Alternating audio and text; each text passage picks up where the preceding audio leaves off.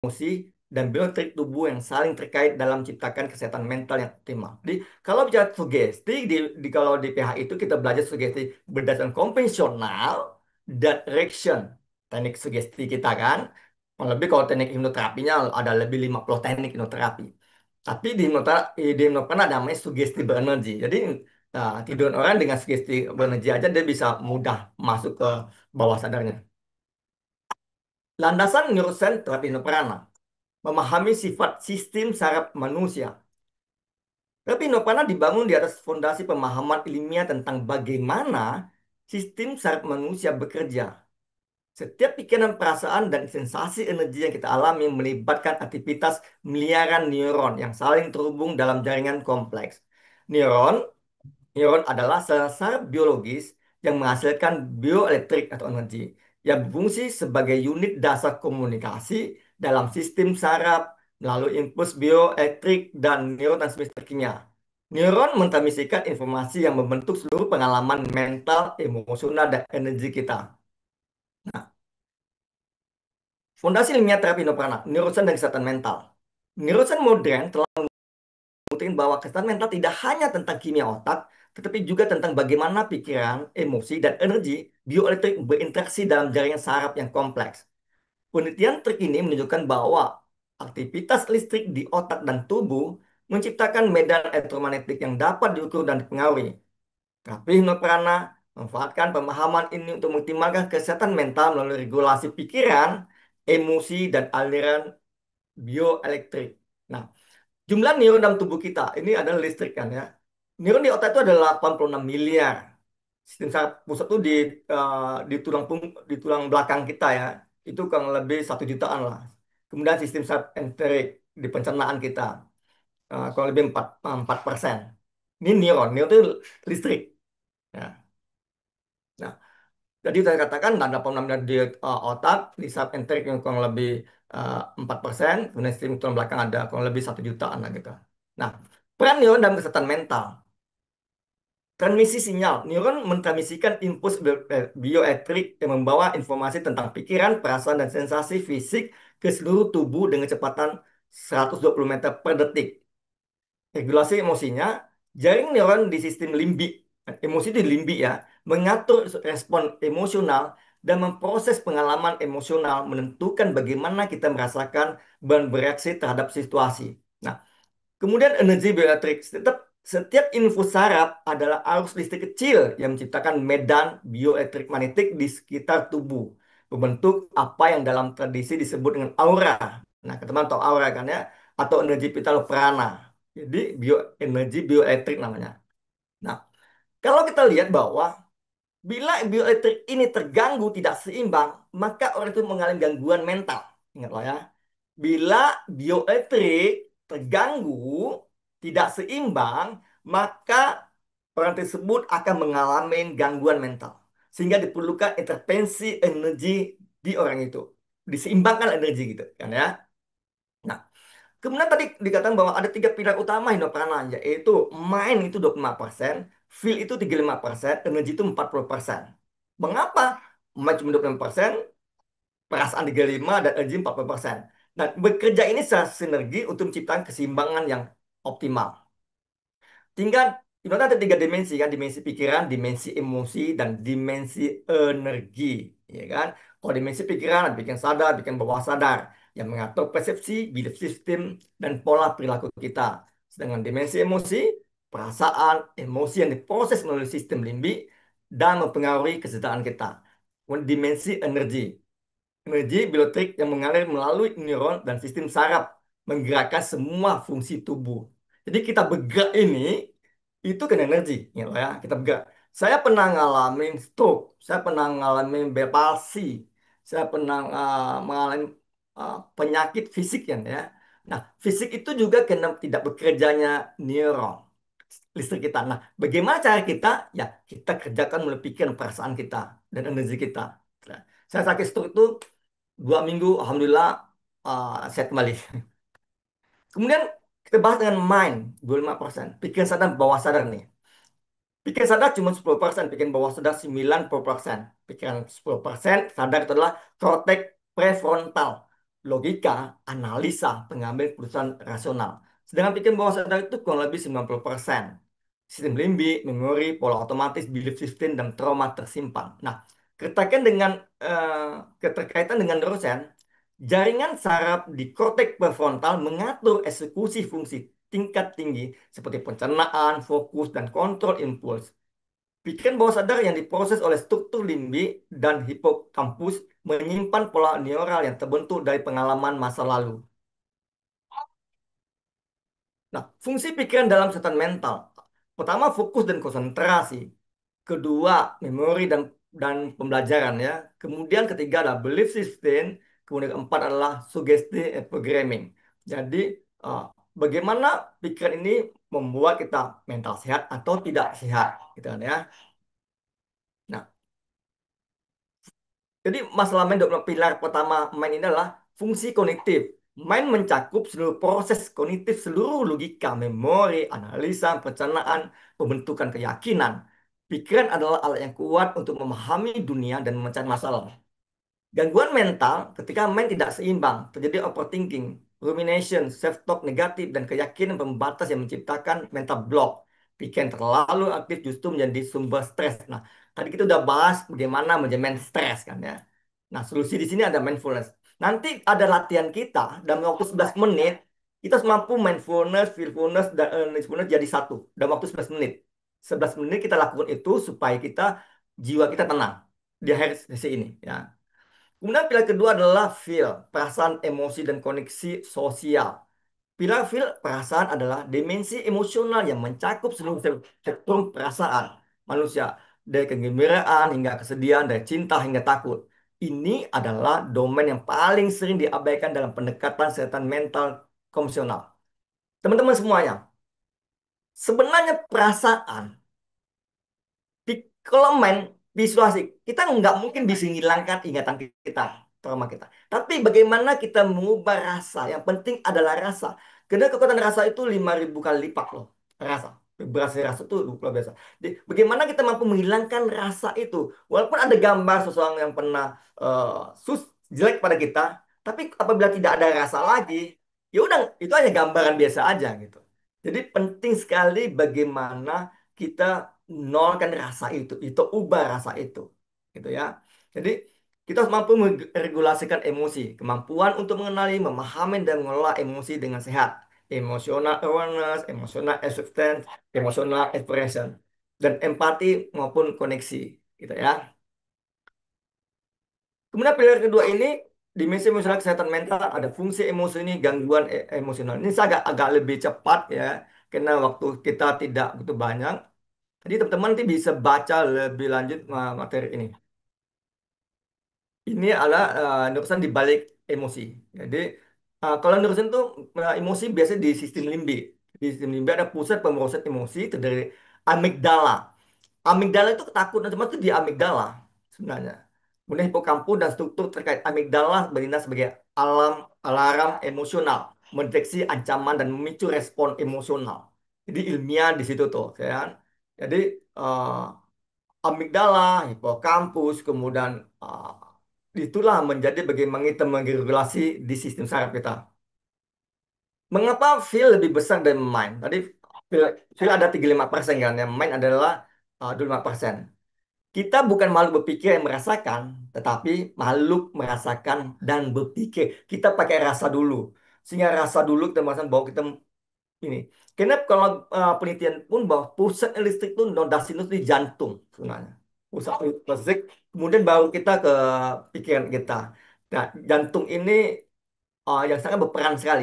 Rasa itu di sini nih. Apa-apa rasa, gitu kan ya.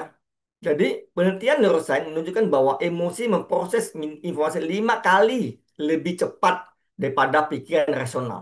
Ini karena jalur neural dari talamus ke amigdala lebih pendek dibandingkan ke korteks prefrontal. Emosi juga, emosi juga mempengaruhi lebih kuat terhadap memori dan pembelajaran. Pengalaman yang bermuatan emosional tinggi lebih mudah diingat dan membentuk pola neural yang lebih kuat. Inilah mengapa trauma emosional dapat berdampak jangka panjang karena emosinya lebih mengikat gitu kan ya. Nah, dalam terapi Nirvana, Bekerja dengan dimensi feel berarti membuka, merasakan, dan memproses emosi yang tertekan, memungkinkan penyembuhan emosional lebih mendalam. Nah, kemudian masuk ke aspek ketiga, energi 40%. Energi sini adalah energi bioelektrik yang menggerakkan kehidupan. Pilar energi adalah fondasi terbesar dari kesehatan mental menurut terapi Prana. Energi bioelektrik adalah kekuatan vital yang menggerakkan setiap neuron, setiap detak jantung, setiap nafas yang kita ambil. Tanpa energi bioelektrik, tidak ada transmisi sinyal saraf, tidak ada aktivitas otak, tidak ada kehidupan. Ini adalah dimensi yang paling fundamental namun paling sering diabaikan dalam pengobatan modern. Nah, apa itu energi bioelektrik? Bioelektrik di level seluler. Setiap sel dalam tubuh memiliki potensial listrik melintasi membran. Neuron, sel otot, dan sel jantung secara khusus menggunakan potensial listrik. Ini berkomunikasi dan berfungsi. Nah, potensial aksi adalah gelombang listrik yang menggerakkan sepanjang neuron dengan kecepatan hingga 120 meter per detik, memungkinkan komunikasi instan dalam sistem saraf. Nah, kemudian ada medan elektromagnetik tubuh. Aktivitas listrik kolektif dari miliaran neuron dan sel jantung menciptakan medan elektromagnetik yang dapat diukur di luar tubuh. Medan jantung dapat terdeteksi hingga 3 meter dari tubuh kita. Penelitian Hermat Institute menunjukkan medan ini mempengaruhi dan dipengaruhi oleh keadaan emosional kita. Jadi, kita emosi yang tinggi itu bisa menjangkau orang merasakan emosi itu kurang lebih 3 meter bisa merasakan. Kita lagi emosi, energinya ya. Kita bisa merasakan. Nah, energi bioelektrik arus kehidupan. Oh, jadi impuls saraf sebagai arus listrik, kemudian medan bioelektromagnetik di tubuh kita. Nah, tadi saya bilang kan, jantung menghasilkan medan elektromagnetik terkuat dalam tubuh, 5.000 kali lebih kuat dari otak, ya, yang dapat dideteksi hingga beberapa meter dari tubuh. Otak juga menghasilkan medan elektromagnetik yang diukur melalui EEG. Nah, prana, nah konsep ini kita kan menggunakan prana, energi bioenergi gitu kan. Dalam tradisi timur dapat dipahami sebagai manifestasi dari energi bioelektrik dan aliran informasi dalam sistem saraf. Meridian dalam akupuntur berkorelasi dengan jalur saraf ya, dan fascia. Nah, ini neuron sign energi bioelektrik ada potensi membrannya, ada potensi aksinya, ada network activity, transmisi simulatik. Ini adalah gelombang otak sadaran. Oh, nama gelombang ini juga merupakan frekuensi, juga merupakan energi kan ya. Ada gamma, beta, alfa, theta, dan delta itu tertidur. Jadi, Tapino Prana bekerja dengan mengubah pola gelombang otak melalui tenderisasi, meditasi, dan pernapasan, membawa kesadaran dari beta, stres ke alfa, dan kemudian theta. Nah, mindset, feeling set, dan energy set menurut neuroscience. Ini adalah pola pikir dan pola rasa. Nah, ini mindset ini pola pikir, pola rasa, dan pola energi. Ya kan, ya? Ini emang kali ini pembahasan kita lebih banyak teoritis. Karena kita penting, teori itu memperkuat keilmuan kita gitu lah. Supaya kita nggak salah dalam cara berpikir kita gitu ya. Semua harus ada keilmiannya gitu. Jadi mindset ini neural cognitive system. Nah, kenapa pola pikir itu terjadi kan gitu? Kita sama oh mindset, kenapa itu bisa kok? Kenapa bisa? Sama. Kenapa sugesti itu bisa tertanam pikiran? Tahu nggak kenapa? Secara neuroscience. Kenapa sugesti itu bisa mengubah kita? Kalau kan, teman-teman tahu semua bahwa mengapa sugesti itu mampu mengubah orang. Nah, menurut neuroscience adalah saat kita bersugesti, karena otak kita tuh neuroplasticity, plastik. Jadi, saat kita bersugesti, sel saraf kita berkembang, menambah jaringan baru. Nah, kita ngasih sugesti di pikiran bawah sadar itu membuat otak kita membuat jaringan saraf baru. Semakin jaringan saraf baru ini semakin banyak, maka menjadi bagian dari kita, ya. Sehingga eh, jaringan saraf ini kenapa orang yang apa ini awet muda, tua sekali, umur 80 90 tahun. Karena dia berpikir. Saat dia berpikir, maka itu jaringan sarafnya menambah. Oh, udah pensiun kadang-kadang lemah, lesu, cepat meninggal. Kenapa? Dia nggak berpikir.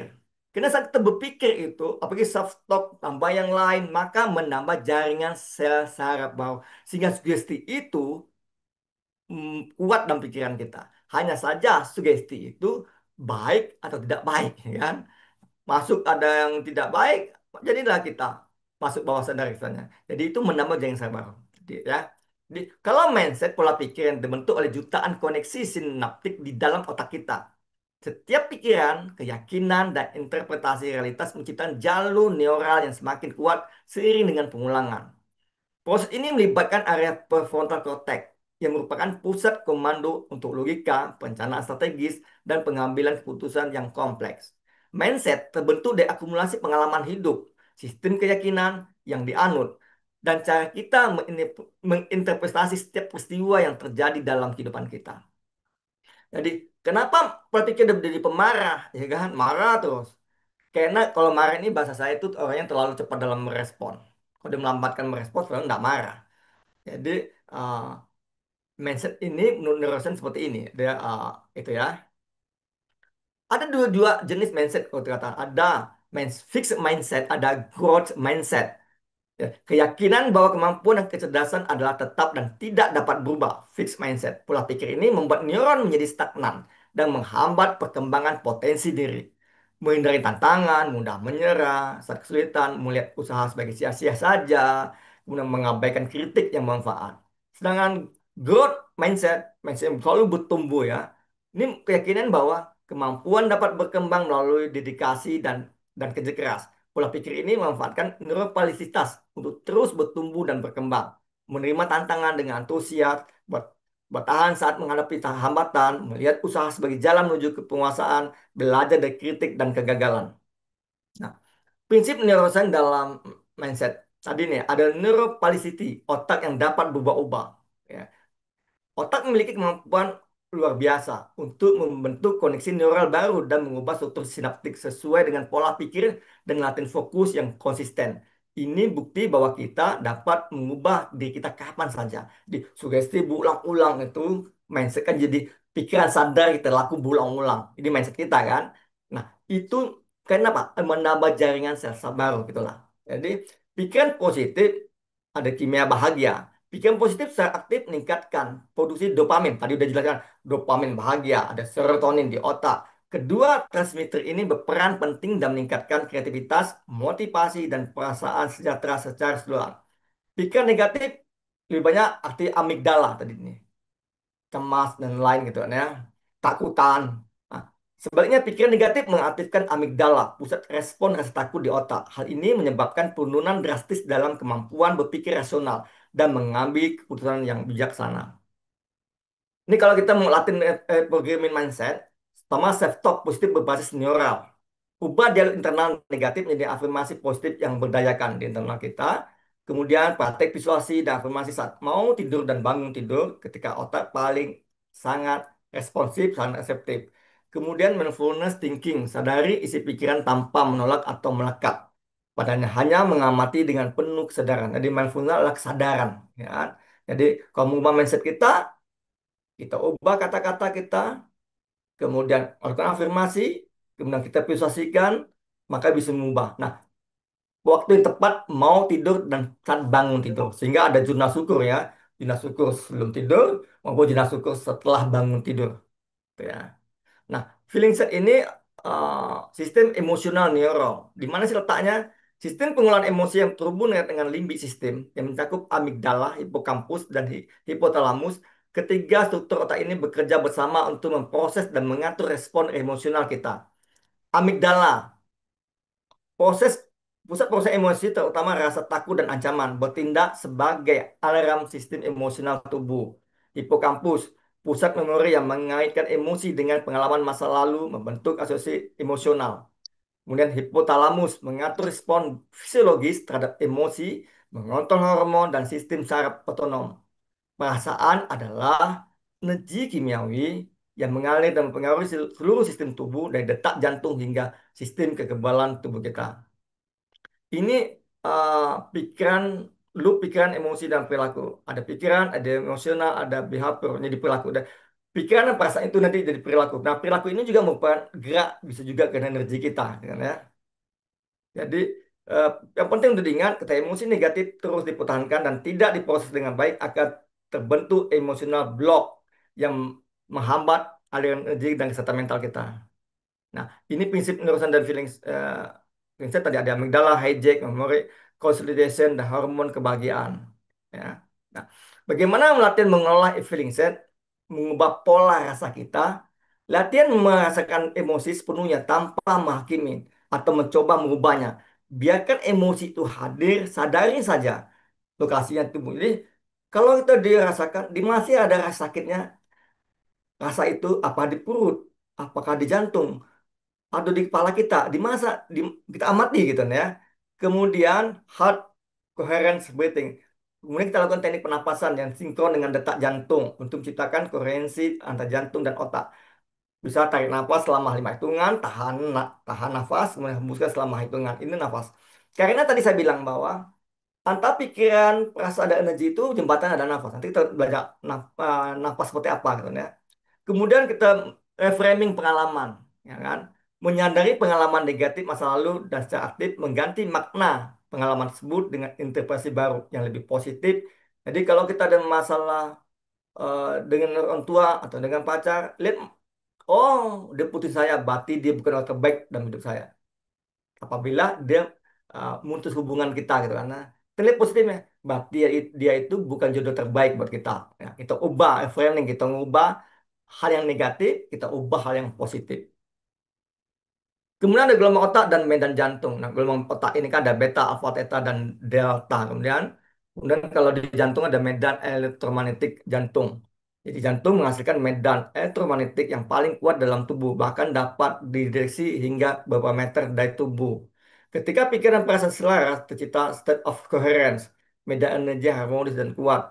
Di sebaliknya, konflik antara pikiran dan perasaan menciptakan medan energi yang kacau dan energi yang blok. Ya, ini ada energi set, sistem elektrik ini secara ini berapa menit lagi ya, Ibu Lucy? Berapa menit lagi saya? 13 menit lagi, Coach. Oke, terima kasih. Tiga menit lagi. Ya, jadi energi adalah sistem bioelektrik di tubuh kita, pola energi. Tubuh manusia pada dasarnya adalah sistem bioelektrik yang kompleks.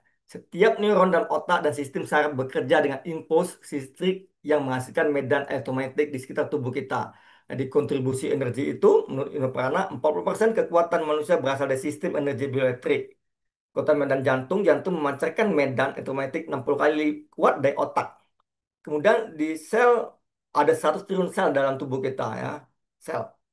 Energi ini mengalir melalui medan elektromagnetik tubuh dan sistem saraf, menciptakan aura energi yang dapat dirasakan oleh diri kita sendiri. Jadi kalau ngomong aura itu, kalau orangnya lesu, wajahnya pucat, aura yang tidak nyaman, pasti ada masalah seorang itu fisik ataupun mental.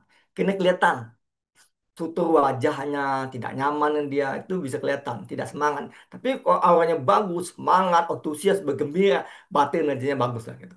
Ya, kita bisa lihat secara kasat mata lah gitu ya energi itu. Bagaimana latihan menguatkan energi? Bisa dengan kita meditasi untuk mengaktifkan 11 cakra. Banyak orang tahu 7 cakra. Tapi di Nopana ada 11 cakra. Apa sih 11 cakra itu kan ya? Di saya itu ada 11 cakra. Bukan 7 cakra atau 9 cakra. Kemudian kita grounding dan centering. Teknik menyalurkan energi lebih ke bumi. Dan jadi grounding itu dia masuk ke kepala kita, energi itu kita rasa energi itu mengalir ke bumi. Grounding dan kita menetralkan tubuh kita yang negatif itu turunin ke bumi. Ya. Kemudian bisa lakukan dengan pernapasan seperti apa pernapasan nanti kita bahas.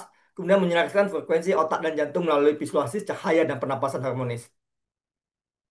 Nah, sekarang kita bahas tentang mental block. Ada emotional block, ada energy block. Ya kan? Negatifnya adalah bahaya apabila kita memiliki mental block, emotional block, maupun energi yang block. Jadi, pikiran negatif, mental block adalah pikiran yang pola pikir negatif dan keyakinan pembatas yang menghambat potensi mental. Emotional block adalah emosi yang terpendam dan trauma yang tidak terproseskan. Energy block adalah stagnasi aliran energi bioelektrik yang menyebabkan kelelahan, aura kotor. Jadi tadi saya bilang ada cantik ganteng tapi sudah dapat jodoh, pintar tapi sudah mendapat kerjaan, gitu kan ya. Atau dia lemas, lesu, nggak ada tenaga, itu energi keblok juga, gitu kan ya. Secara kelihatan di fisiknya. Mental block adalah ketika pikiran menjadi penjara. penjara men penjara mental kita nggak bisa kita terobos. Tapi kalau penjara fisik, sel ya mungkin bisa kita kabur. Tapi penjara mental nggak bisa. Kita udah seperti penjara. Jadi akhir masalah mental block terbentuk dari ketika pola pikir negatif, keyakinan pembatas, dan dialog internal destruktif mendominasi aktivitas kognitif kita. Overthinking, self-talk negatif, dan ruminasi menciptakan loop neural yang memperkuat pola-pola tidak sehat. Jadi, secara neurologis, mental block melibatkan aktivasi berlebihan di prefrontal cortex dan amigdala, menciptakan respons stres kronis yang menguras energi mental dan menghambat kreativitas serta mengambil keputusan. Overthinking dan lain-lain ya. Nah, emotional block luka yang tersembunyi, trauma masa lalu, emosi yang terpendam, uh, luka karena relasional, pengalaman penolakan, pengkhianatan, inner child dan lain itu kan ya keblok gitu. Nah ini bahaya juga kan apabila kita punya emosional keblok. Emotional block lebih dampak pada trauma, kesedihan terpendam, kemarahan tersimpan, ketakutan lebih kronis. Energi block, stagnasi energi vital. Jadi fenomenanya adalah kelelahan tanpa sebab. Energi block adalah stagnasi dalam aliran energi bioelektrik tubuh menyebabkan kelelahan kronis, psikosomatis, perasaan kosong meskipun tidak ada penyakit fisik yang tendensis. Jadi dicek dokter kok tidak ada masalah gitu kan ya. Oh, ternyata ada sebenarnya ada energi. Pernah pengalaman saya orang itu kalau pinjak kaki sakit sekali dia, sakit. Uh, Cek ke dokter nggak ada masalah gitu kan ya. Ini sebenarnya ada penumpukan energi yang negatif gitu kan ya. Kenapa? Karena emosi dia akhirnya energi keblok gitu. Nah, pasti kita buang. Nah, di Indoprana, bagaimana cara membuang di Indoprana adalah kita membuang energi negatif, memberikan energi positif. Ya, dalam terapi Indoprana energi itu terbuang melalui cakra. Buangnya pakai ini, tangan sebelah gini. Ambil, buang. Kalau kita kasih energi positif, kita kasih energi, kita putar kanan gitu. Saya dalam jam. Kita kasih energi. Nah, energi bukan energi kita, tapi energi alam semesta. Level 1, 2 itu masih energi alam semesta. Tapi kalau level master berbeda. Dan energi itu berwarna. Ya, berwarna. Ada hijau, ada merah, ada kuning, dan lain-lain. Ya. Jadi energi ke blok. Jadi bisa mengalami kelelahan kronis tanpa sebab, gejala psikosomatis, sakit kepala, tensi, nyeri punggung, perasaan berat atau kosong di dada, kesulitan bangkit dari tempat tidur meski cukup tidur, lack of activity dan antusiasme hidup. Jadi itu ini dampak blokade terhadap kesehatan mental, gangguan kecemasan, depresi, gangguan psikosomatis. Aliran energi. Nah, tadi saya katakan di Nuprana itu ada 11 cakra.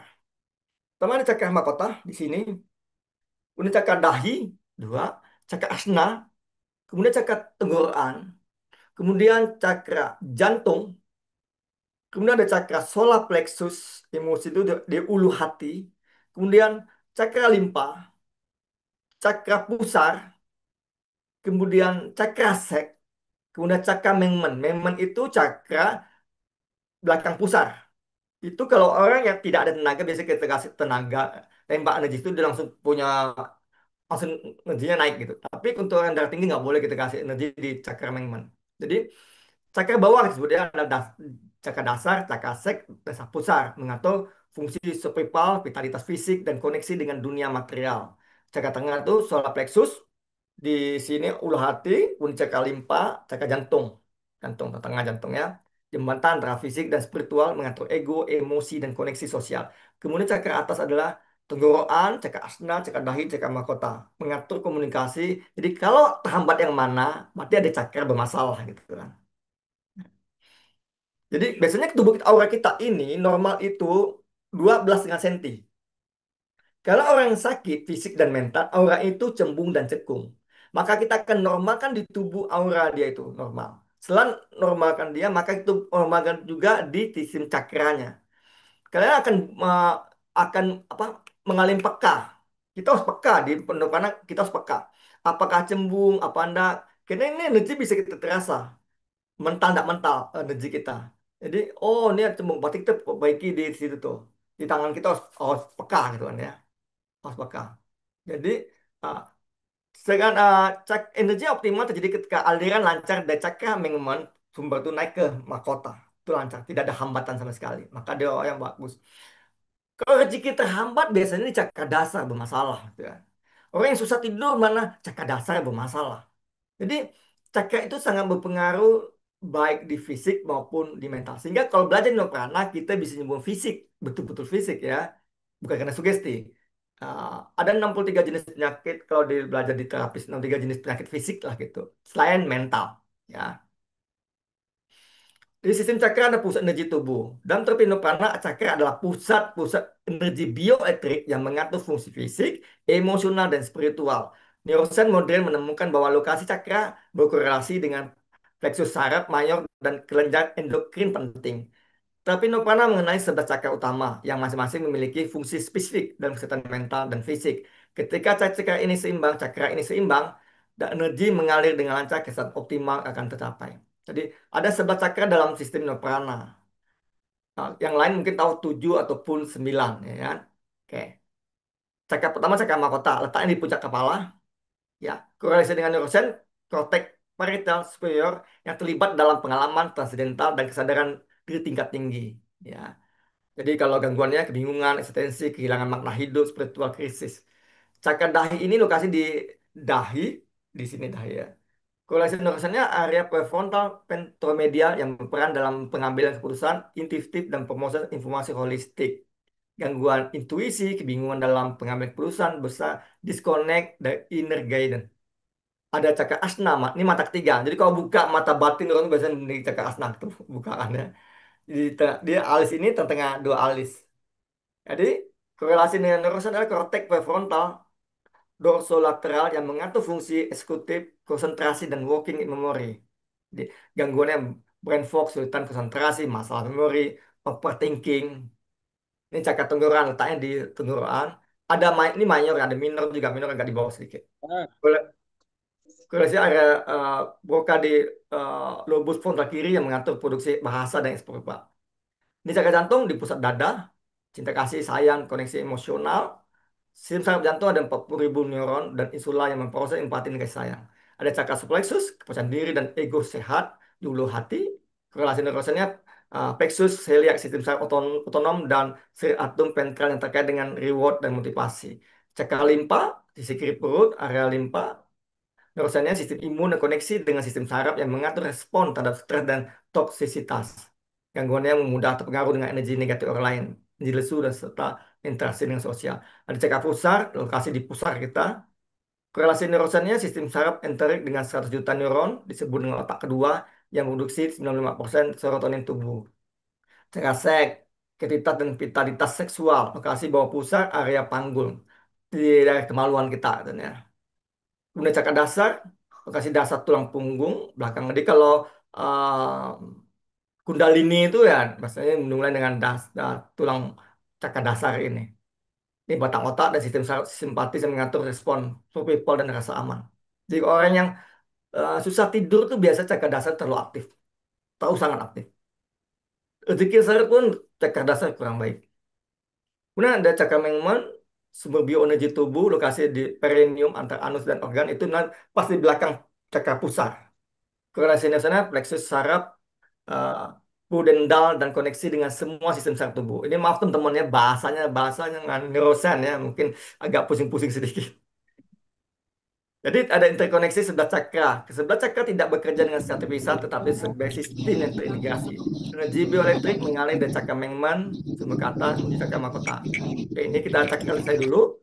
Nah, integritas tiga pilar ini, dari mental block itu untuk jadi dibalikan menjadi mindfulness, feelfulness, dan energyfulness. Gitu. Nah, mindfulness, feelfulness, energyfulness ini bila melebur itu menjadi oneness. Mindfulness adalah kesadaran penuh terhadap pikiran, mengamati aktivitas mental tanpa terjebak di dalamnya. Mindfulness, kesadaran penuh terhadap perasaan dan emosi, membiarkan emosi hadir dan memberikan informasi. Mindfulness adalah kesadaran penuh terhadap energi, biasa aja. dan alirannya, merasakan vitalitas energi. Ketiga praktek ini saling memperkuat mindfulness, menciptakan ruang mindfulness. Ada yang bocor. Akses ke energyfulness.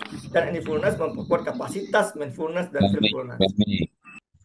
Nah, Ini mindfulness, ini kita konsep mindfulness nanti bisa baca, karena saya akan sampai di mindfulness dulu ya. Mindfulness kesadaran penuh pada pikiran. Ini prakteknya melalui mindful breathing, melalui napasan, kemudian thought observation, mengamati pikiran sebagai awan datang dan pergi tanpa terjebak atau mengidentifikasi dengan dengannya. Kemudian mindful activities, membawa kesadaran penuh ke aktivitas sehari seperti makan, berjalan. Kita sadar lagi makan. Buatnya kita makan itu tidak dalam kesadaran, makanya habis aja. Karena mindfulness adalah bagaimana kita menikmati momen setiap ada. Sadar. Di sholat kita sadar lagi sholat gitu lah. Banyak orang tidak sadar gitu kan ya. Kemudian konsep mindfulness hadir penuh dalam rasa.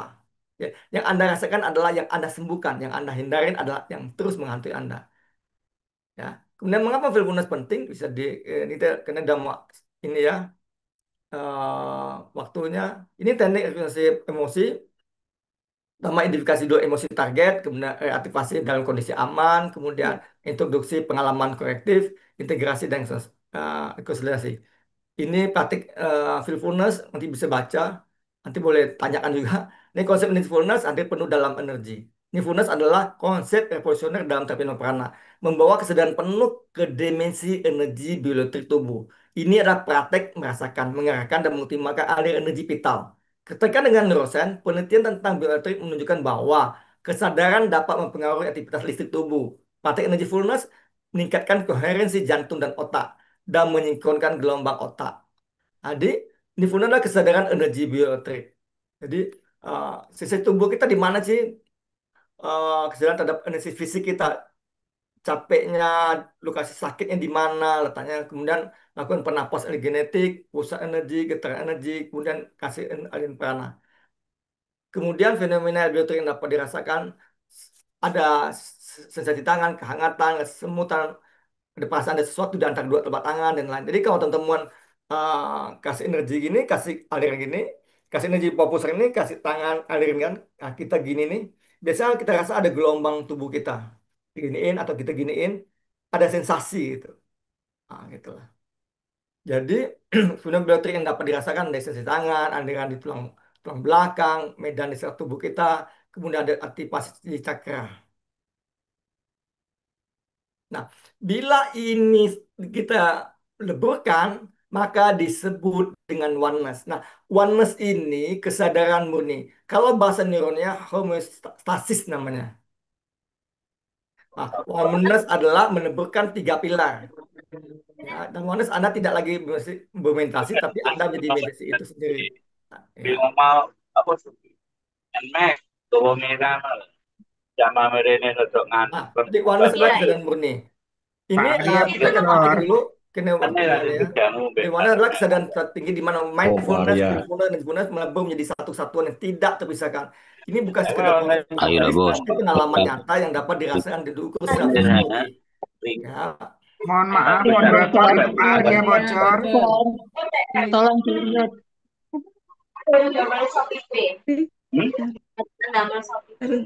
jadi manfaat mencapai Langsung oneness bel adalah wongnya. resiliensi tinggi, kemudian kedalaman Pak emosional, Arya Jamar. kepuasan internal, kejernihan mental, vitalitas Nanti optimal, di sini, makna onggere makna nama tuh. hidup berbeda dibanding sebelumnya. Nah, Onggere tolong. jembatan menuju manis adalah nafas, ingatlah. Jamu ya. Dari mindful Iya. energy, ini jembatan Moderator itu ada yang adalah bocor, Mau nafas. tolong ini apa di tuh ya? Pak Arya Orang Jamar. sakit, waktu lihat nafas pasti cepat. Orang marah pasti nafasnya cepat. Moderator mungkin di mute aja dulu semua, baru nanti Pak pembicaranya Arya bisa Jamar. buka. Iya, iya, iya. Saya apa yang Oh, nama Lisa ngomong. Atas Halo. nama Arya Zamar, Ibu Moderator. Iya, Pak iya, iya. Arya Jamar. Tanya Bu.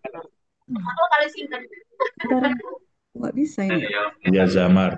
Hostnya Ya, di Arya hostnya Jamar. itu yang bisa nge-mute tuh. Hostnya siapa hostnya? Arya Jamar ini nggak bisa. Saya yang Pak ini ya. Khairuzen, mohon maaf mungkin bisa di mute, Iya. karena hostnya Pak Khairuzen itu. Tunggu ya. Oh tadi Coach Zen ya, udah out ya beliau. Hostnya coach, coachnya boleh minta tolong unmute semua nggak coach? Iya, saya nggak bisa ngapakan itu, nggak bisa Ya, diklik soalnya yang Bu mic-nya. moderator bukan bukan co-host atau host. Iya, nggak bisa. Lanjut, Coach. Oke, lanjut Coach. Lanjut, lanjut, Coach. Oke ya. Oke, saya searching dulu.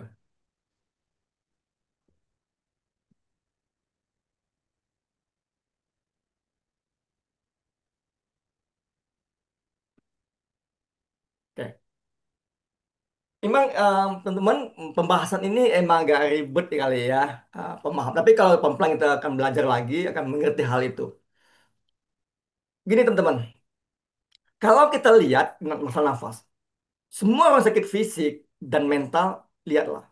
Dan napas pasti cepat. Marah itu napasnya pasti cepat. Kalau napas cepat, itu pasti dia mengalami sakit fisik atau sakit mental. Jadi gimana supaya sabarnya? Udah kamu sabar deh. Gimana bentuk sabar? Nah, bentuk sabar adalah bagaimana kita melambatkan nafas. Saya kita bisa melambatkan nafas, napas yang lambat dan dalam ya. Lambat dalam itu kita masih diafragma kita mulai mengembung gitu kan ya. Nah, saat kita melambatkan nafas, maka detak jantung kita lebih tenang. Orang panik itu sama. Gimana supaya tidak panik? Lambatkan nafas. Kunci cuma satu itu, lambatkan nafas. Semua teman-teman saya anxiety biasanya kita belajar dengan nafas. Napas yang baik itu 1 menit itu 5,5 kali. 1 menit. Sedang orang sakit bisa 1 menit 60 kali. Kenapa? 60 kali bayangin. 20 kali ya lebih tidak sehat. Kalau kita ingin sehat, minimal napas kita 1 menit 7 kali dalam satu napas bersama 7 kali. Bagus tuh 5,5 kali, 6 kali lah gitu. Kita akan sehat tubuh fisik kita. Jadi kalau teman-teman stres apapun, ya ubah nafas. Cepat lihat nafas, perbaiki nafas kita. Hitung nafas kita pelan-pelan. Bila kita mampu setiap menitnya 6-7 kali nafas, maka kita sehat fisik dan sehat mental. Kuncinya itu. Bagaimana kita nafas sehingga namanya sadar bernafas. Kita nafas suka lupa. Jalan lupa nafas. Padahal kita hidup tuh kena nafas. Sehingga gimana kita sembuh kuncinya tadi jembatan semua itu adalah nafas sebagai penghubung dimensi itu. Kunci utamanya nafas. Sadar dalam kita bernafas. Saat kita bernafas, kemudian bahwa kita sadar dalam mind, mengamati pikiran kita. Kita sadar terhadap emosi di kita. Kita sadar terhadap energi yang di tubuh kita. Nah, bila kita mampu sadar nafas, sadar pikiran kita, perasaan kita, maka kita akan sehat. Karena nafas adalah salah satu fungsi fisiologis yang beroperasi secara otomatis melalui sistem saraf otonom, namun juga dapat dikontrol secara sadar melalui sistem saraf voluntary. Ini menjadikan nafas sebagai jembatan unik antara kesadaran dan ketidaksadaran antara mind, feel, dan energy. Jadi kita suka lupa dengan nafas kita. Kalau saya ada zikir, saya zikir nafas gitu. Jadi nafas itu, sadar nafas itu membuat kita sehat. Nah, semua teman-teman boleh lihat lah, semua yang sakit, panik, fisik pasti nafasnya cepat. Latih nafas, bisa sehat kembali. Nah, sederhana aja sebenarnya bentuknya. Ya,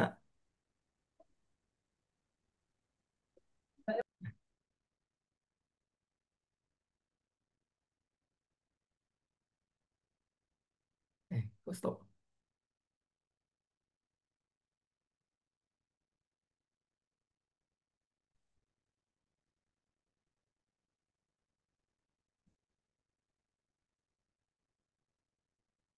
Nah, jadi neurosen penapas nervus vagus. Jadi ada namanya saraf vagus. Jadi jembatan itu dalam saraf vagus ya. Nervus vagus adalah saraf kranial terpanjang yang menghubungkan otak dengan hampir semua organ vital dalam tubuh. Jantung, paru-paru, sistem pencernaan.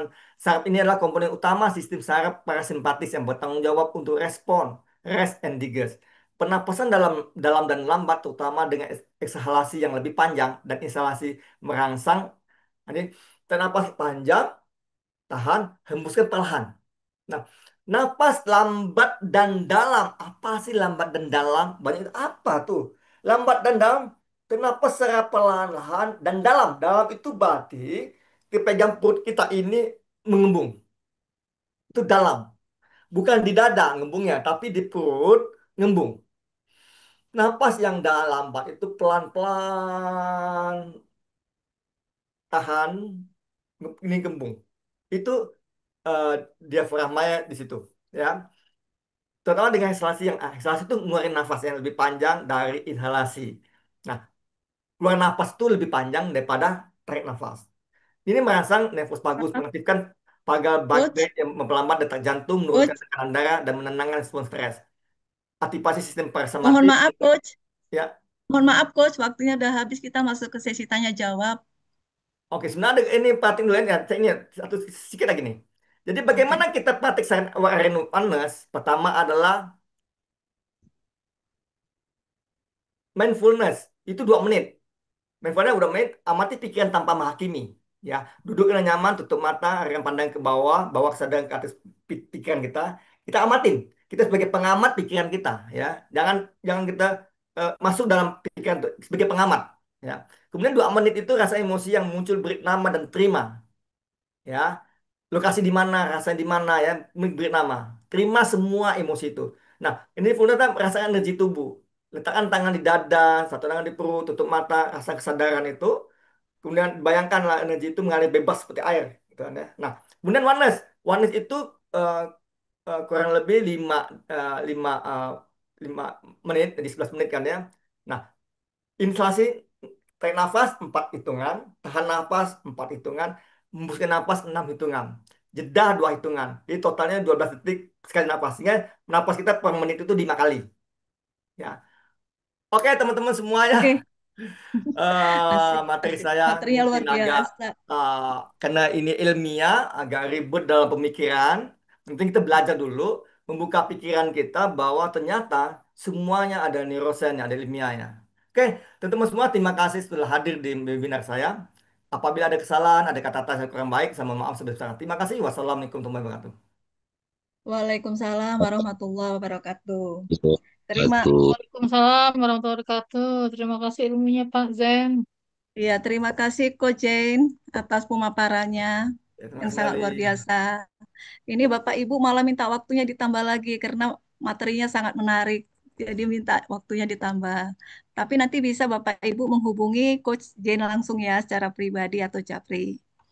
Jadi baik Bapak Ibu, kita sudah mengikuti bersama pemaparan eh, Coach eh, M. Jen yang sangat luar biasa. Beri aplaus untuk narasumber kita Bapak Ibu.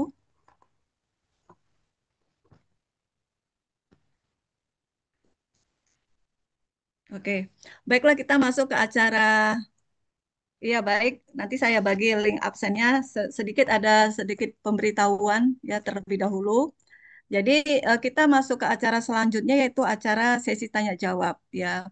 Pada kesempatan sesi tanya jawab hanya dibatasi pada 2 penanya saja. Karena kebetulan malam ini adalah malam penutupan resmi acara webinar. Nanti ada acara khususnya setelah acara ini. Jadi untuk Bapak Ibu yang ingin bertanya boleh memakai fitur raise hand atau menulisnya di room chat. Nah, jadi kepada Bapak Ibu yang ingin bertanya dipersilakan, tapi kita batasi hanya 2 orang saja ya Bapak Ibu. Silakan Bapak Ibu.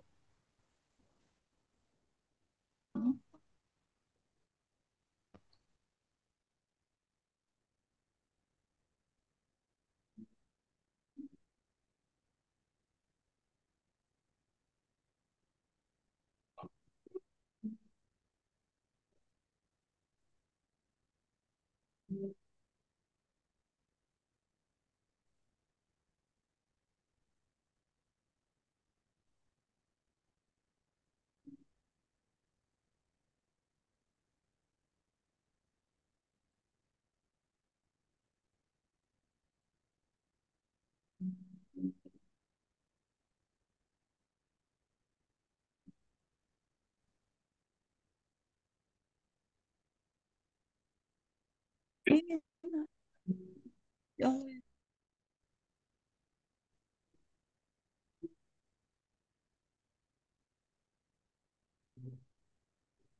aku mau nulis di sini kok nggak bisa. Aku mau nulis nggak bisa.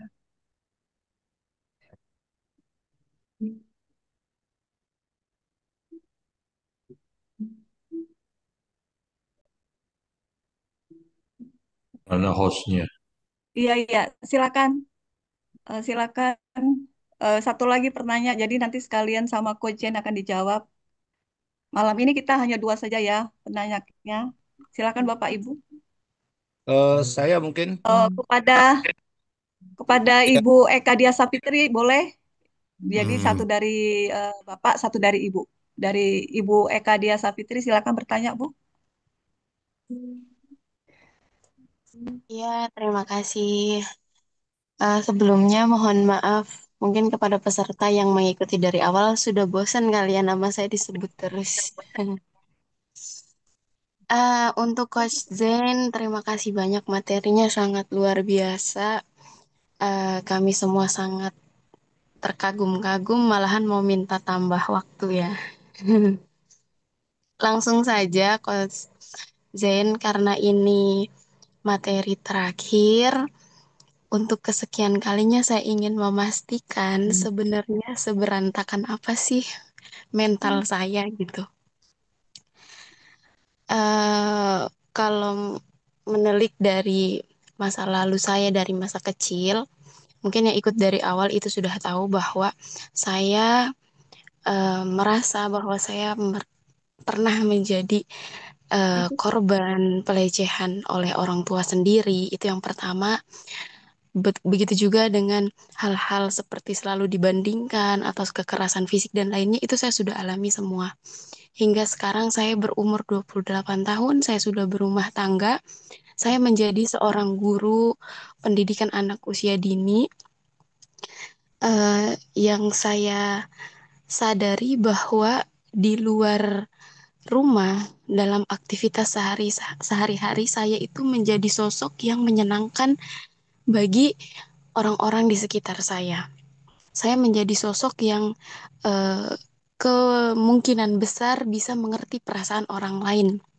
Tetapi justru berbanding terbalik setelah saya berada di dalam rumah, itu saya lebih suka menyendiri, berbaring, terus ini sebelum saya menikah, itu yang saya sukai. Saya lebih suka di dalam kamar sendiri, berbaring, berjam-jam.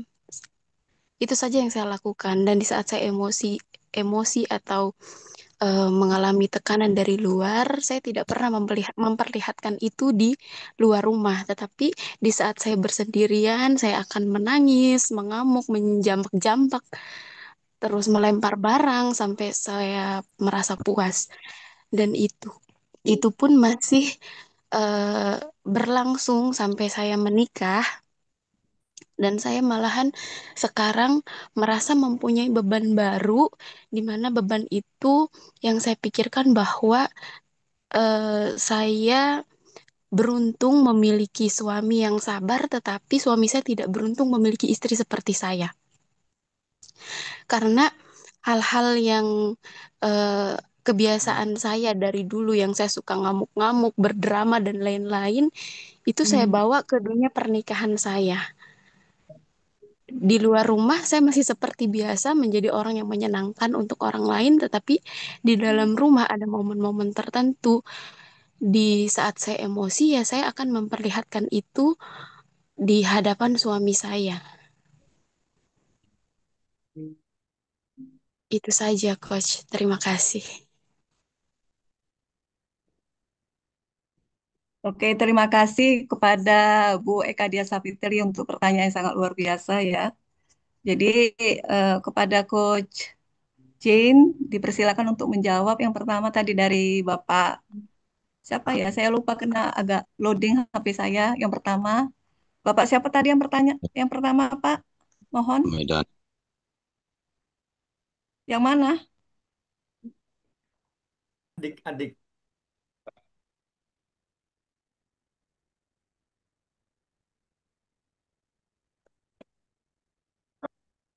Oh iya.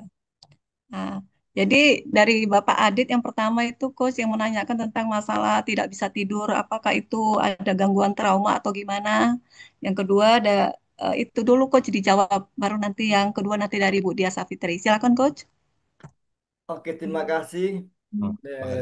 Bang Adik ini. Bang Adik jadi Abang Adik juga. Pertanyaan yang luar biasa sekali mengenai insomnia, tidak bisa tidur. Nah, tadi saya katakan tidak bisa tidur itu em, bisa kena pikiran, bisa kena perasaan, bisa juga hambatan energi. Nah, kalau energi itu biasanya cakra dasarnya terlalu aktif. Dengan cakra mahkotanya terlalu aktif. Benar, makanya kalau di terapi saya itu kita hambat cakra. Cakra itu seperti piringan gitu, 4 inch gitu. Ada putar gini. Dia terlalu aktif.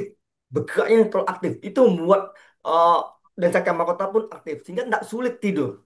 Jadi bisa jadi tidak bisa tidur itu kena pikiran, bisa kena perasaan, bisa karena energi. Tiga-tiga ini kalau mengatakan.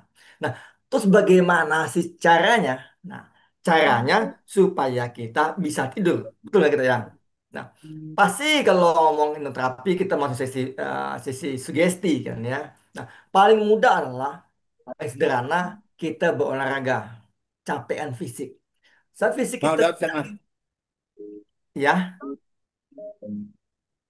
Nah, saat kita fisik kita capek, lelah biasanya gitu, maka kita mudah tertidur. Karena lelah kan di fisik kita. Boleh push up.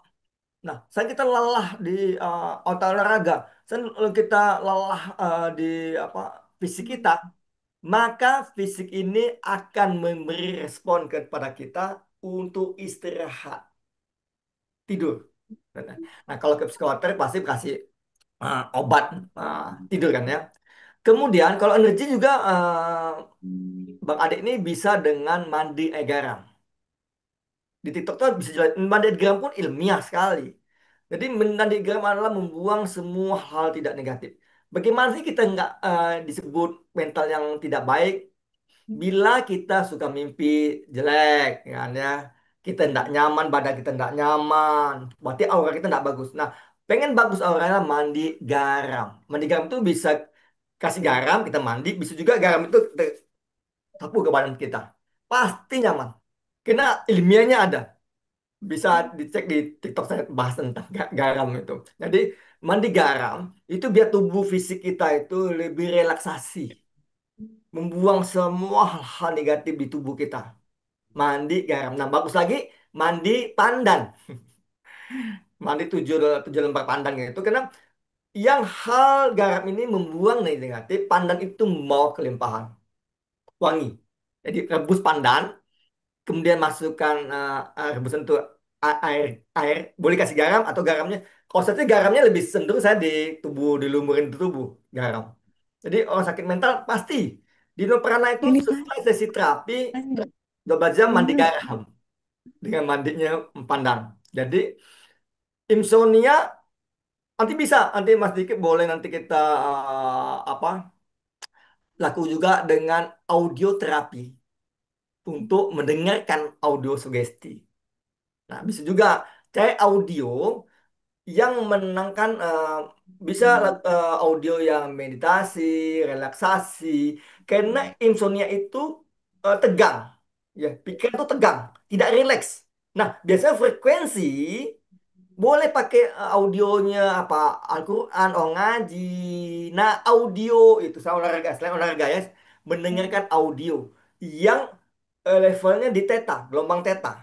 ini Banyak cukup tuh nggak segini? YouTubeku. Nah, denger itu atau ngaji, itu suka yang mana nih? Itu menurunkan versi ketegangan kita menjadi Oh, relaksasi. cukup kayak gini dong, nggak bergerak. Ya. Jadi, lakukan olahraga, mendengarkan musik yang menyenangkan supaya frekuensi gelombang otak kita tidak di beta. Sadar, beta tuh sadar. Masuk gelombang theta sampai ke delta. Dengan ada YouTube kok, bagaimana musik frekuensi ke deep delta kan namanya. Nah, delta itu tidur. Dengarkan musik itu. Jadi, Bang Ade, silakan dengarkan musik yang mengarah ke delta. Delta itu tidur. Tadi kan pikiran kita ada beta, ada alfa. Sugesti itu di theta. Nah, tapi delta itu tidur tanpa mimpi. Nah, cari lagu-lagu, frekuensi, musik-musik, apapun itu yang masuk ke gelombang delta. Gitu. Ya, sementara itu eh, kalau mau manual, kalau bagusnya nanti minta saya dengan audio terapi misalkan, ya. Lakukan energi jarak jauh, transfer, perbaiki energi cakra, bisa karena energi itu bisa jarak jauh. Nah, saya juga ada e-book namanya Story Therapy. Baca e-book saya. Saya baca itu kisah itu e-book misalnya Story Therapy Anxiety, Overthinking ada e-book saya. Namanya Story Therapy. Cerita, kisah yang menyembuhkan. Cukup baca. Nah, biasanya ditambah dengan audio terapi suara saya. Baca itu menyembuhkan dengan audio. Itu menyembuhkan. Gitu. Ini jelas, Bang Adik. Ya, tegak. Pasti. Karena di beta terus. Frekuensi kita beta. Maka frekuensi beta ini turunkan sampai ke delta. Satu cara capekkan tubuh. Dua, mendengarkan musik. Frekuensi yang delta. Banyak YouTube tuh banyak kok delta. Sleep, cari atau ngaji ke apakah yang kalau Islam tuh mungkin suara ngaji yang gelombang enak tidur gitu. Nah, pasti mudah tidur. Kuncinya itu aja sebenarnya. Kunci kita ya tadi nih. Fisik capek, lelah, pasti tidur. Atau makan yang banyak bikin kenyang, kadang tertidur juga kenyang. Gitu. Karena otaknya ya otak ini yang kena aktif kan terlalu otak ini terlalu aktif tegang, maka kita relaksasi. Lakukan relaksasi dengan pernapasan tadi nih. Lakukan nafas itu perlahan-lahan. Tegang kenapa? Karena kita kerja semua mau cepat. Semua cepat, tidak nikmati. Jadi sekarang Bang Ade nikmati setiap momen. Nikmati. Bekerja dinikmati perlahan-lahan, makan dinikmati. Saat kita nikmati itu kesadaran kita muncul. Insomnia itu tidak kesadaran. Maka masuk lagi mana kita sadar menikmati setiap momen itu. Kalau kita nikmati pelan, nikmati itu, maka kita lebih relaksasi, maka kita mudah tidur, tidak tegang terus. Tegang itu karena semua mau cepat, serba cepat, hidup semua cepat, mudah stres. Kunci adalah kita merelaksasi dengan apa? Menikmati momen hidup kita. Sadar hari ini saja. Jadi Madek, sadar hari ini ya kita sadarin. Dengan menikmati, bekerja kita nikmati. Minum kita nikmati, makan kita nikmati. Maka hidup kita tenang. Gitu. Oke, siap. Kalau garam sih bebas saja, boleh sih garam, masukkan garam di ember. Kalau saya lebih bagus tuh di, kan garam kan air juga, mas gini, diamin, setelah diamin beberapa menit, baru kita mandi, bilas. Jadi boleh masukkan air, masuk air pandan, nah mandi. Pasti segar. Ini kan ada ilmiah, di TikTok ada tuh. Cara kenapa bisa begitu? Karena NaCl itu membuang semua negatif. Nah, setan takut garam. Gitu. Setan takut garam juga. Ular takut garam. Karena garam itu luar biasa. Oh, nomor HP saya dulu Pak. Dia itu nomor HP saya itu kosong. Boleh konsultasi pada saya 0896 0896 0118 7456.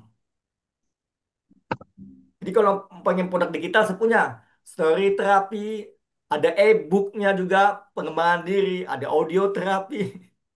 Nah, sesuai Ulang, kalau Anda audio terapi ada ulangin ada nomornya. tersedia, ada juga permintaan klien. Maka saya Ulangin audio nomornya, itu Coach. khusus buat Anda. Bikin sendiri khusus buat Anda. Itu berbeda gitu. Oke, Nomornya yang ulangin, Coach. oh, nomor HP saya 0896 Lanjut. 0896 0118 7456. Izin Coach, nyambung sedikit aja Coach. Kebetulan saya Pranajaya. Nama saya Pranajaya. Wow, Prana. Ya, Aduh, jadi Pak. Tunggu, Pak. Tadi ada Dari pertanyaan Medan. kedua. Trauma yang Dari belum saya Medan ya. balas. Tunggu, Pak ya. Tadi ada pertanyaan ibu itu. Trauma yang gimana? Ada, iya, ya yang sedikit aja pertanyaan Coach, kedua. sedikit aja Coach. Mengkaitkan nanti Coach belum mengkaitkan. Oke, oke, oke. Tadi Coach sudah menyebutkan ada hak Gantian paten. tidur. Ya, ada hak paten. Sebenarnya hipno dan prana itu dua kata. Eh, menjadi satu. Dan seperti apa tadi yang kau sampaikan? Hipnoprana ya. Ya, kami setuju kalau kalau sesi ini akan ditambah kapan lagi ada pertemuannya, kedalamannya. Yang saya tahu adalah energi alam terbuka, mengambil energi gitu. Ya, alam Prana itu semesta, ya, energi alam semesta. alam semesta. Betul, betul. Ah gitu. Maka tadi saya punya branding energi prana gitu. Tadi hak patennya seperti hipnoterapi itu apakah metode ataukah apa ya gitu. Dari hal yang negatif ke positif tadi itu hipnoterapi gitu. Coach bisa kaitkan nanti penjelasan yang dua penanya tadi. Oke, oke, Terima siap, kasih, siap, Coach. siap. Oke, terima kasih Pak Prana ya. Sama Prana nih, no Prana. Oke, nanti boleh tujuh untuk ya Oke. boleh minta materi apa aja. Kemudian gini, Iya. tadi ada trauma nih, Sian juga ibu atau kakak ini kan. Tapi dia bagaimana dia ada inner child. Kalau ngomong bahasa hipnoterapi ada inner child, ada masa lalunya dia yang pengalaman yang pahit. Bukan saya ini terapisnya trauma healing di KPPAD, Komisi Perlindungan Daerah. Jadi kasus anak diperkosa bapaknya, pamannya, pejabat, kemudian bermacam-macam. Ada anak itu bapak ditembak polisi mati di depan dia. Oh tuh traumatik.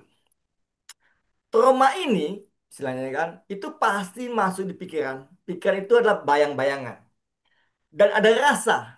Tadi saya bilang, kalau bayangan tuh nggak jadi masalah, apabila kita rasa itu kita hilangkan. Rasa.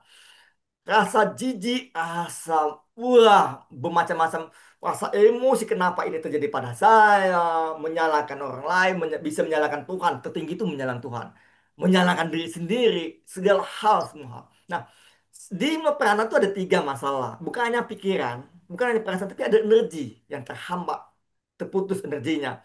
Nah, biasa kita di terapi kita orang yang traumatik itu pasti masalah dari kita perbaiki di cakra solar plexusnya gitu. Di cakra jantungnya cinta kasihnya, cakra asna yang perbaiki, cuma cakra mahkotanya itu perbaiki cuma dengan cakra dasar. Kita maksudnya kita cek dulu gimana cakra bermasalah gitu. Tapi bagaimana sih secara alami gitu kan ya. Supaya tanpa melalui terapi gitu kan. Tadi Bang Adik lu nggak perlu terapi ya, ada tekniknya gitu kan ya. Nah, pertama pahami dulu rasa syukur. Di Nopana ada atap perlindungan. Di Nopana itu ada bangunan, Pak. Bangunan itu sama atap, di atasnya atap. Namanya perlindungan jiwa. Ada 5 perlindungan jiwa di kita. Pertama pasrah. Kedua namanya ikhlas. Ketiga namanya sabar. Keempat namanya cinta. Kelima namanya syukur. Bila perlindungan jiwa ini udah kita pahamin benar, maka semua hal buruk tentang kita, kita terima apa adanya. Kejadian itu sudah terjadi setelah lewat. Berarti kejadian sudah lewat. Kemudian kita kadang takut di masa yang akan datang. Sadarin dulu hari ini saja. Mak, sadarin dulu. Jangan bawa pikiran mindfulness ada kesadaran hari ini saja. Saat kita sadar hari ini, oh saya baik-baik saja kok. Jangan bawa pikiran kita ke masa lalu kita. Maka repot kita. Bawa pikiran kita sadarin dulu pikiran saya. Oke hari ini saya nggak ada papanya. Itu hanya masa lalu. Masukin ke pasraan kita.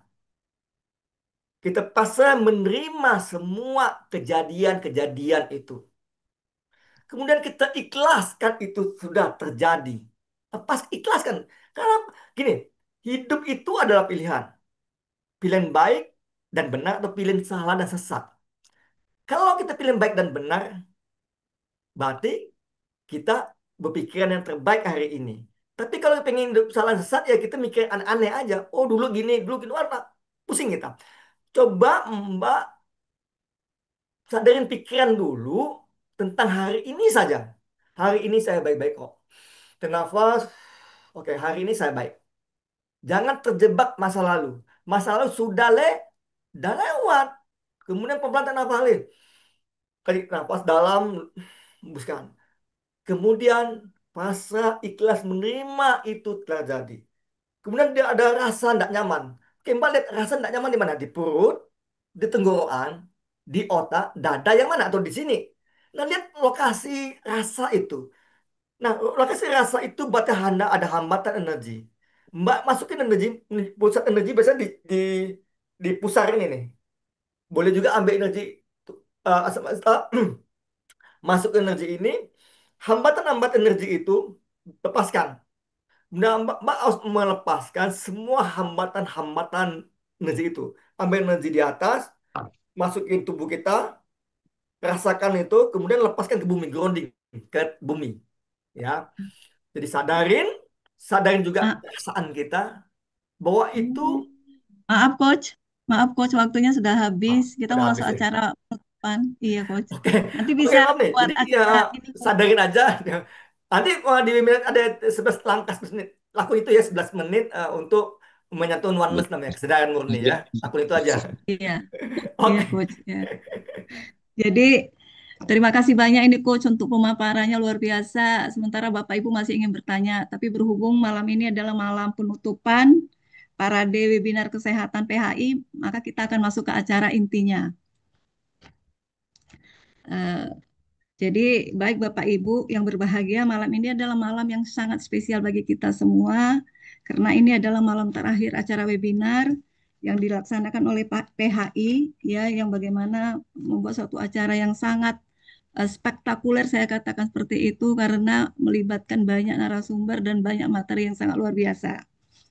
Ini semua tidak bisa terlaksana dengan begitu saja tanpa dukungan atau sokongan orang-orang di belakang yang sangat luar biasa sehingga terlaksananya acara ini. Di mana acara webinar PH ini telah maraton selama 10 hari dengan 32 narasumber dan 16 sesi. Nanti untuk PDF-nya ya untuk itu nanti bisa Bapak Ibu peroleh setelah tanggal 10, tanggal 11 ya. Bisa di-share nanti materi-materi yang telah dijabarkan oleh narasumber. Dan ini sangat luar biasa sekali Parade Kesehatan Mental 2025 PHI. Dan pada malam hari ini kita sangat berbahagia karena pada acara penutupan ini kita telah hadir di tengah-tengah kita yaitu dua orang tokoh yang berjasa ya untuk terlaksananya acara ini, di mana nanti kedua tokoh ini akan memberikan kata sambutan sebagai penutup acara webinar parade webinar kesehatan. Yang pertama adalah kata sambutan dari Bapak Ahmad Dahlan, SPD BU, SPD BUC ya, selaku Ketua Panitia. Kepada Bapak Dahlan, Bapak Ahmad Dahlan kami persilakan Pak. Halo, Assalamualaikum. Waalaikumsalam warahmatullahi wabarakatuh. Waalaikumsalam Saya warahmatullahi terdengarkah? wabarakatuh. Ya, terdengar Pak suaranya Pak. Ya. Iya, silakan. Bismillahirrahmanirrahim. Saya kembali ucapkan salam kembali agar lebih formal. Assalamualaikum warahmatullahi wabarakatuh. Salam sejahtera untuk kita semua. Om Swastiastu, Namo Buddhaya, Salam Kebajikan. Yang terhormat, Founder of the Professional Hypnotherapy, Coach Risman Haris, BCH, CSHT, CI. Yang saya hormati, CEO of the Professional Hypnotherapy, Coach Siti Hartinah, BCH, CSHT, CI. Serta yang saya banggakan, seluruh narasumber yang telah mengisi webinar pada acara ini, kemudian kepada para moderator, kemudian kepada panitia, dan seluruh peserta webinar di PHI HNEI 2025 yang berbahagia. Puji dan syukur kita panjatkan atas kehadirat Allah Subhanahu wa Ta'ala, atas segala rahmat dan karunia-Nya, sehingga webinar ini bisa terselenggara pada mulai dari tanggal 1 Oktober hingga 10 Oktober. Jadi kita sudah mengadakan ini selama 10 hari lamanya. Melalui via Zoom meeting. Hadirin yang terhormat, izinkan saya menyampaikan laporan singkat mengenai pelaksanaan kegiatan ini. PHI HNEI yang merupakan kepanjangan dari PHI Hipnoterapi dan NLP for Empower Indonesia 2025 merupakan sebuah program dari Asosiasi The Professional Hypnotherapy Indonesia PHI dalam rangka menyemarakan World Mental Health Day 2025.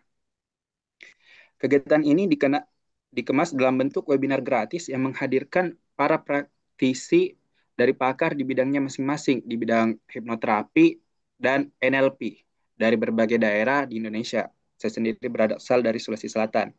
Tujuan dari kegiatan ini adalah untuk memperkenalkan dan memasyarakatkan peran hipnoterapis dalam mendukung kesehatan mental serta memberikan pemahaman kepada masyarakat luas tentang hipnoterapi dan NLP sebagai metode pendamping yang efektif untuk pemberdayaan diri di masyarakat.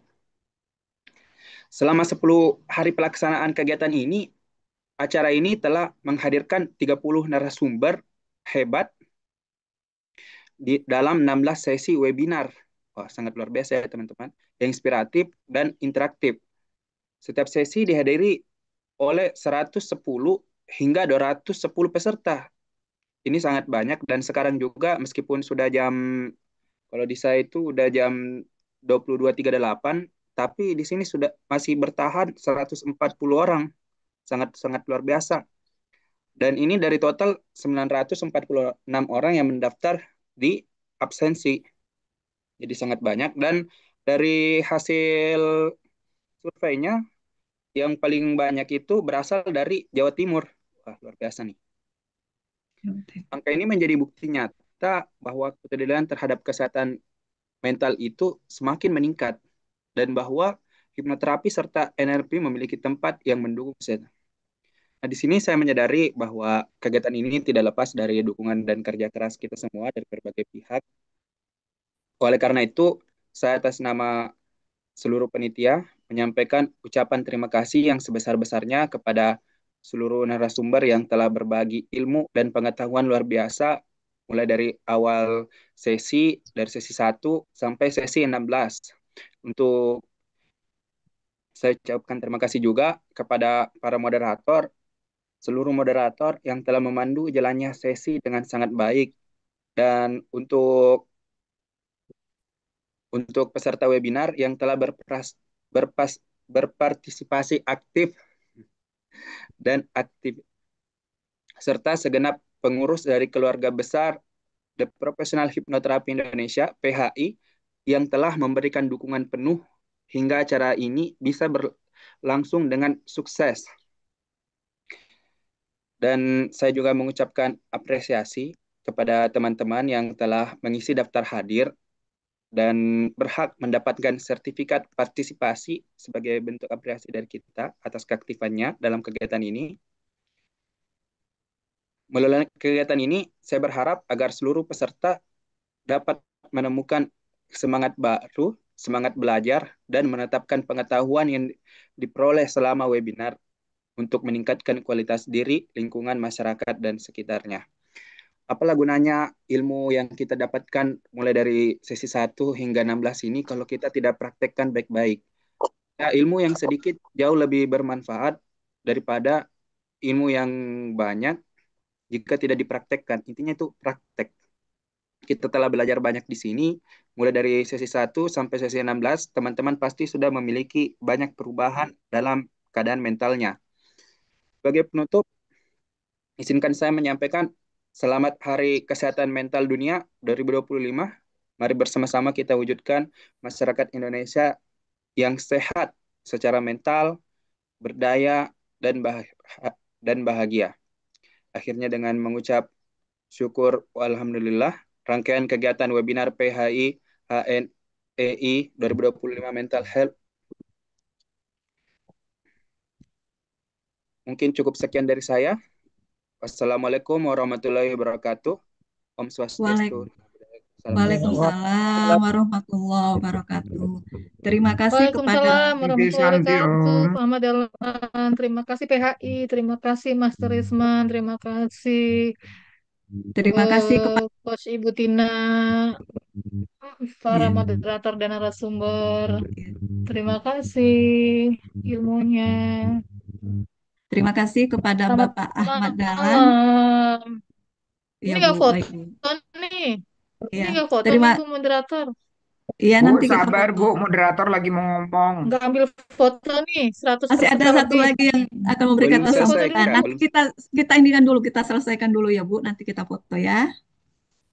Baiklah, Siap, terima siap. kasih kepada Bapak Ahmad Dahlan Nasra untuk kata sambutannya. Yang selanjutnya adalah kata sambutan sekaligus pembacaan SK sebagai wujud launchingnya IBEH chapter dan penutupan PHI HNEI oleh Coach Siti Hartina BCH CSHT CI selaku CO selaku CEO PHI. Kepada Ibu kami persilakan. Baik, terima kasih kepada moderator hebat kita, Ibu Luciana. Kita beri aplaus dulu Bapak Ibu kepada Ibu Luciana. Ya. Luar biasa ya, beliau memandu webinar kita di sesi 16 ini. Dan sebelumnya, sebelum saya memberikan kata sambutan dan juga penutupan dari webinar, saya mau menyapa dulu kepada narasumber, Pak Zen. Halo, selamat malam Pak Zen. Selamat malam juga, Kostina. Terima kasih.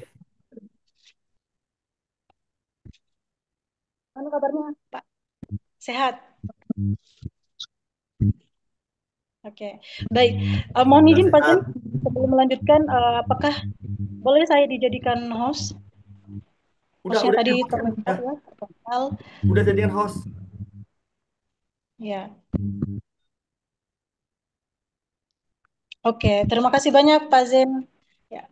Baik, Bapak Ibu rekan sekalian, pada malam hari ini luar biasa, merupakan webinar yang ke-16 terakhir dari PHI. Dan juga pada malam hari ini kami akan melakukan pengumuman pada Bapak Ibu dan beberapa penyampaian.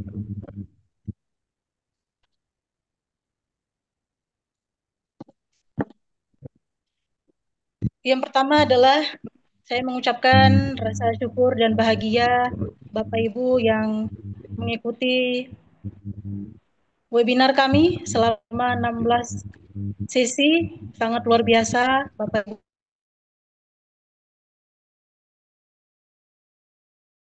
penuh semangat dan antusias, bukan hanya menginginkan link absennya, bukan hanya ingin sertifikatnya, tapi betul-betul ingin mendapatkan ilmu pengetahuan, apalagi ini acaranya secara gratis Bapak Ibu. Bapak Ibu sangat beruntung bisa mengikuti acara kami secara free, mendapatkan materi secara free, Bapak Ibu bebas berkonsultasi secara free, dan ini juga tidak cuma-cuma.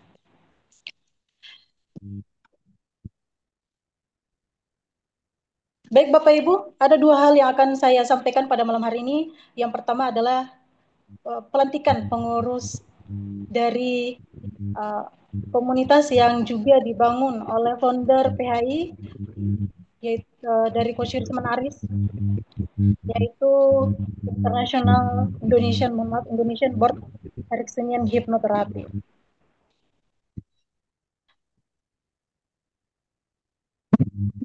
Baik, salam sejahtera untuk kita semua. Yang saya hormati para pengurus, anggota, serta seluruh tamu undangan yang hadir dalam acara pelantikan pengurus The Indonesian Board of Ericksonian Hypnotherapy Chapter.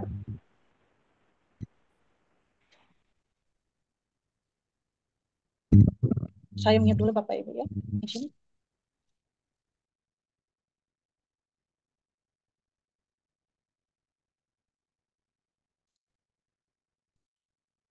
Baik, saya lanjutkan. Bapak Ibu, The Indonesian Board of Ericksonian Hypnotherapy atau IB merupakan lembaga yang didedikasikan untuk memajukan praktik klinis dalam bidang hipnoterapi Ericksonian di Indonesia. Lembaga ini memiliki tujuan untuk meningkatkan standar profesionalisme dan kompetensi dalam praktik hipnoterapi Ericksonian klinis di seluruh Indonesia. Dan melalui pendekatan ini yang inovatif dan terbukti efektif, IB memberikan sertifikasi profesional kepada praktisi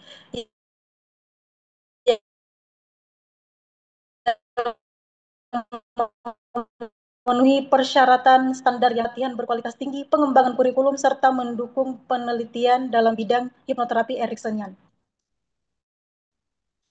Semua ini dilakukan demi memastikan pelayanan berkualitas, aman, dan beretika bagi masyarakat Indonesia.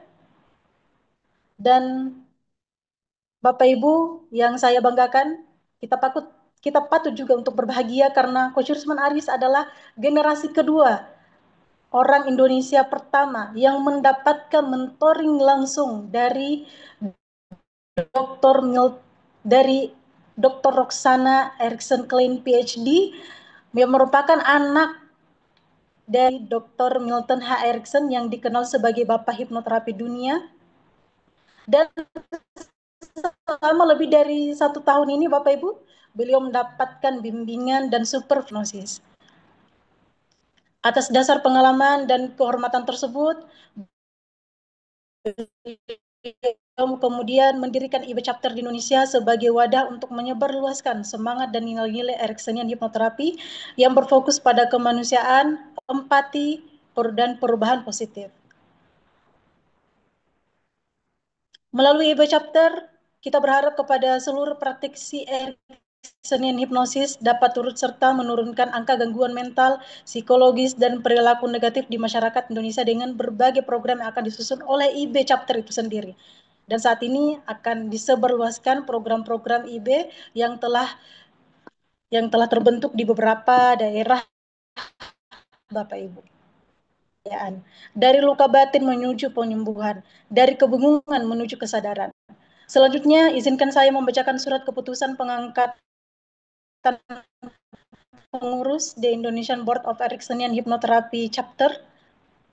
Bismillahirrahmanirrahim. Dengan rahmat Tuhan Yang Maha Esa, menimbang bahwa The Indonesian Board of Ericksonian Hypnotherapy IB merupakan lembaga yang berkomitmen untuk mengentaskan gangguan mental, psikologis, dan perilaku negatif di Indonesia melalui pendekatan Ericksonian hipnoterapi yang humanis. Mewujudkan visi tersebut, diperlukan pembentukan pengurus IB Chapter di berbagai wilayah sebagai perpanjangan tangan IB dalam melaksanakan program-program edukatif, terapeutik, dan sosial. Dedikasi untuk mengemban amanah organisasi di daerahnya masing-masing, dan bahwa berdasarkan pertimbangan tersebut perlu diterbitkan surat keputusan tentang pengangkatan dan penetapan pengurus IB Chapter di wilayah Indonesia.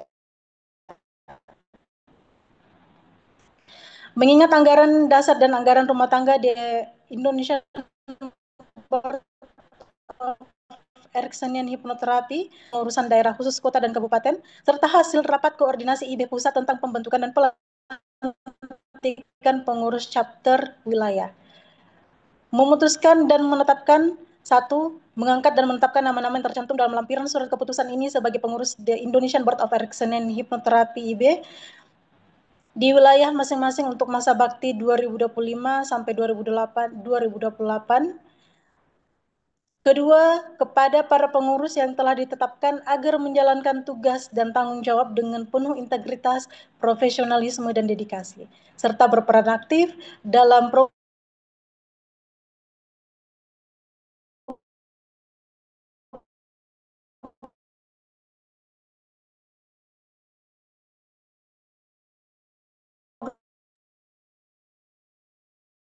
Maaf, Coach, terputus. Lag.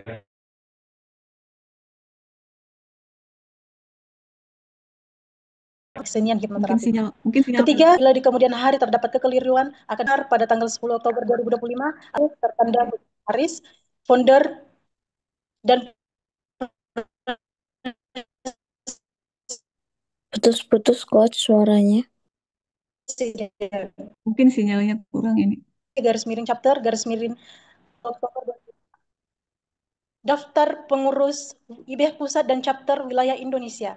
Dewan Pengurus DPP IB, Ketua Ahmad Dahlan Nasrah, Sekretaris Richard D. Savandi, Bendahara Imam Akbar. Yang pertama IB Chapter Malang Raya, Ketua Umar Kadafi, Sekretaris Feni Andina, Bendahara Ulil Husna, anggota Meda Rosalin, Agus Prasetya, Tutut Rasnasari, Abdul Teddy Abdul Majid. Kedua, IB Chapter Kediri, Ketua Rini Hidayat, Sekretaris Lindi Nastasya, Bendahara Umul Muarraf Fabio, Sekretaris Rici Sustanto, Bendahara Oktavia Setiawati, Anggota Sugeng Andrianto, Jorin Utari Sucatco, Eni Nuraini, Reza Akmal Guritno. Keempat, IB Chapter Aceh khusus yang belum terbentuk diketuai oleh Muhammad Ihsan Apriansyah, Sekretaris Yuni Kurnia, Bendahara Megawati, anggota Rio Dwi Saputra, Sabarudin, Herlinda Yusuf, Purwanto, Judith Audrey Alsim Simanjuntak, Adi Nur Rohim, Rudi Hendros Purnomo, Auliadi, Ahmad Rudini, Fani Diana, Stephen Velim, Indro Luki. 5. IB Chapter Batam, Ketua Umar Dhani, Sekretaris Ahmad Solehan, Bendahara Saki Nur Huda. 6. Chapter IB Tanjung Pinang, Ketua Yuan S. Nugraha, Sekretaris Firsa Okta Kurniawan, Bendahara Winda Lestari BR Guru Singa. Anggota Orlin. 7. IB Chapter Yogyakarta, Ketua Apriani Angelin Situmorang, Sekretaris Nanang Kristanto, Bendahara Rustamanji. 8. IB Chapter Makassar, Ketua Muhammad Hadiah Jafar, Sekretaris Anggriana, Anggota Kwari Januar Satriono, Mutmainna Siti Nur Kalbi, Ilvi Wahda Fadli, Sulfikri, Ahmad Maskur Khairat, Rusli. Demikian surat keputusan ini diterbitkan untuk digunakan sebagaimana mestinya, ditetapkan di Makassar pada tanggal 10 Oktober 2025 atas nama The Indonesian Board of Ericksonian Hypnotherapy IB tertanda Coach Risman Aris, founder IB. Dengan telah dibacakannya surat keputusan pengangkatan pengurus The Indonesian Board of Ericksonian Hypnotherapy IB Chapter, maka pada hari ini, Jumat 10 Oktober 2025, secara resmi IB Chapter dinyatakan terbentuk dan diluncurkan. Semoga dengan berdirinya IB Chapter ini, kita semua dapat berkontribusi nyata dalam mengentaskan gangguan mental, psikologis, dan perilaku negatif di masyarakat Indonesia. Bismillahirrahmanirrahim. IB Chapter saya nyatakan resmi diluncurkan. Selamat kepada para anggota, para ketua, dan para member yang aktif dan diberikan jabatan dan semoga tanggung jawab bisa dilaksanakan sebaik-baiknya. Baik, Bapak Ibu, selanjutnya saya akan memberikan sambutan sekaligus menutup para webinar ini. Terima kasih yang masih telah berada di room Zoom.